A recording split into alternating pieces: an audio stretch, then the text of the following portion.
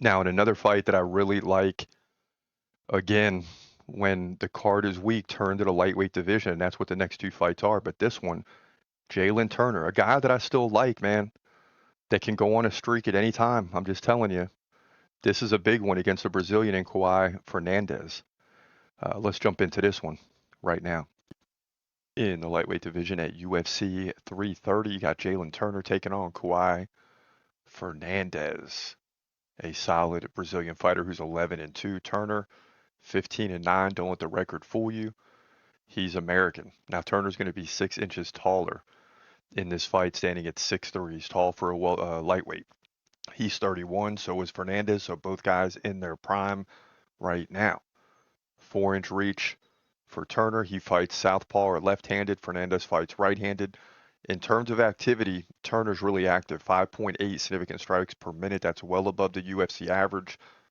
Fernandes, 4.3 per minute. And both guys land like a takedown. Turner gets one every 4 rounds. Fernandes gets a little more than one every 3 rounds. So it's close to even, but you always got to be careful with these Brazilians, right? Turner, 75% takedown defense. So that will help in this situation.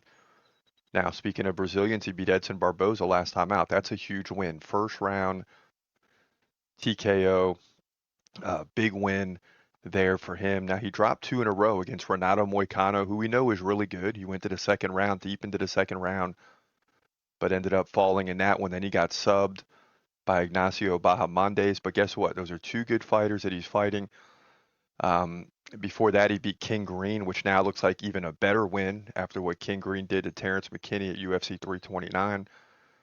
And he dropped two in a row before that against Dan Hooker and Mateusz Gamrot. So Jalin Turner, solid fighter in the most difficult division in the UFC. Beats guys he's probably supposed to beat, then gets opportunities against high-level guys.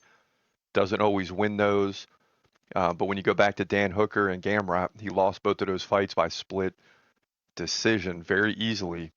Could have been on about an 8-fight win streak had he won both of those fights. So he's solid. And that's why I say don't let the record confuse you because he's fighting at a high level right now. Now, Fernandes has won 3 in a row against Harry Hardwick, KO, Guram Kutaladze, decision. That's a pretty big win. And Muhammad Yahya by first round KO. So how good is Kaue Fernandes? We're going to find out in this fight because he's taking on a very tough fighter in Jalin Turner. I'm not going against Jalin Turner just yet. It's backfired sometimes because he's won some, lost some, but he wins a lot of fights. That's the bottom line.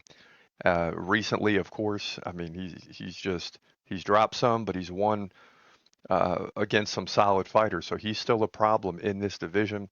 I like him to win this thing by decision, 2 rounds to 1. You're gonna have a couple close rounds. Turner will pull away in the third with that length and reach as Fernandes can no longer attempt to get takedowns and gets tired of punching upward. So I like Turner to win to move to 16-9, lightweight division, UFC 330. Yeah, so when you get into the third round, guys start getting sweaty, slippery. The takedowns are harder because you're sliding off. And oddly enough, I think that's a difference in this fight.